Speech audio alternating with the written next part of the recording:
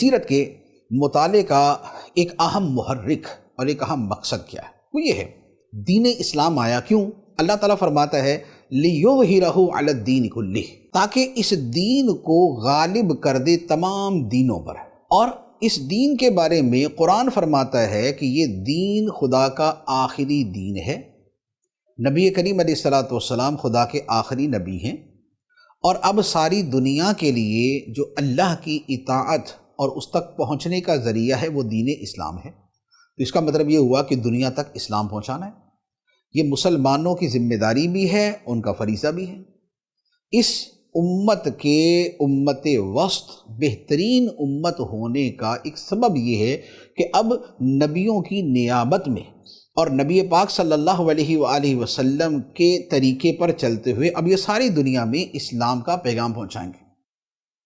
جب دنیا میں اسلام کا پیغام پہنچانا ہے تو اب آپ خود غور کریں کہ کیا ایسا ممکن ہے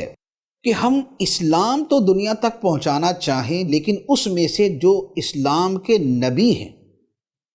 جو نبی اسلام ہیں، ان کو مائنس کر دیا جائے۔ دین کا جب بھی تعارف کروایا جائے گا وہ نبی کریم صلی اللہ علیہ وآلہ وسلم کی ذات مبارکہ کے بغیر نہیں ہو سکتا۔ آپ دین کسی کے سامنے بھی بیان کریں گے، دنیا میں کوئی بھی مسلمان اگر اسے یہ سوال کیا جائے کہ ابھی دین اسلام کیا ہے، تو وہ آگے سے کیا جواب دے گا کہ دین اسلام وہ دین ہے جو اللہ نے اپنے آخری نبی محمد صلی اللہ علیہ وآلہ وسلم پر نازل کیا۔ اس کے علاوہ کیا آپ اسلام کی، دین اسلام کی کوئی دوسری ڈیفینیشن کسی کے سامنے بیان کر سکتے؟ تو جب دین کے تعارف میں نبی کریم صلی اللہ علیہ وآلہ وسلم کی ذات شامل ہے، پھر اسلام کی اوتھینٹسٹی، اس کی صداقت، اس کی عظمت اور اس کی ایک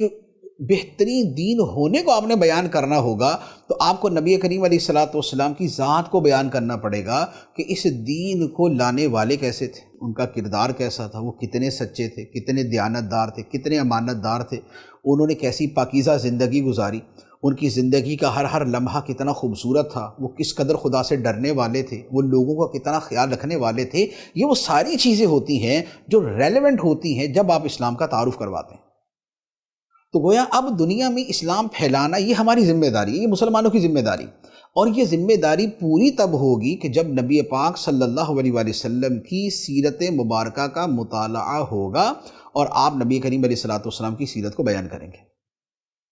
تو یہ ایک بڑا اہم پوائنٹ ہے کہ نبی کریم علیہ السلام کی سیرت کا مطالعہ کیوں ضروری ہے۔ اچھا، پھر اس کے ساتھ ایک اور چیز جو تھوڑی سی اس سے ریلیٹڈ ہے وہ یہ ہے کہ جیسے ہم مسلمان ہیں، نبی کریم علیہ السلام سے محبت کرتے ہیں، اسی طرح ایسے لوگوں کی دنیا میں کمی نہیں کہ جو معاذ اللہ ہمارے آقا صلی اللہ علیہ وآلہ وسلم سے بغض رکھتے ہیں،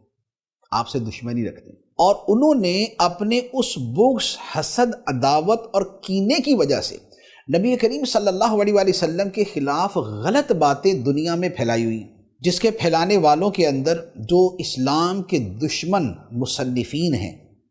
اور اسلام کے نام پر جو اسلام کے خلاف لکھنے والے مستشرقین ہیں، یہ بہت بڑی تعداد ہے۔ جو تھوڑا سا اس فیلڈ کے جاننے والے تو ان کو پتہ ہے کہ مستشرقین کیا ہوتے ہیں، ان کی حرکتیں کیا ہیں، ان کے کارنامے یعنی کہ غلط کارنامے کس قسم کے ہیں۔ تو دنیا میں ایک بہت بڑا طبقہ ہے جو لاکھوں، کروڑوں، اربوں افراد کی تعداد میں ہے کہ جن تک اسلام کا اور نبی کریم علیہ السلام کا تعارف ہی غلط پہنچا۔ تو اب اگر ان تک اسلام پہنچانا ہے اور پہنچانا ہے کہ ہماری ذمہ داری ہے، تو اب آپ نبی کریم علیہ السلام کی کن باتوں پر وہ لوگ کیسا کلام کرتے ہیں اس سے واقف ہونا، اور جو ایکچول نبی کریم صلی اللہ علیہ وآلہ وسلم کا کردار ہے وہ کیا تھا، اس کا پڑھنا، سمجھنا اور اسے بیان کرنا یہ ضروری ہے۔ تو لہذا اس لیے بھی جو مبلغ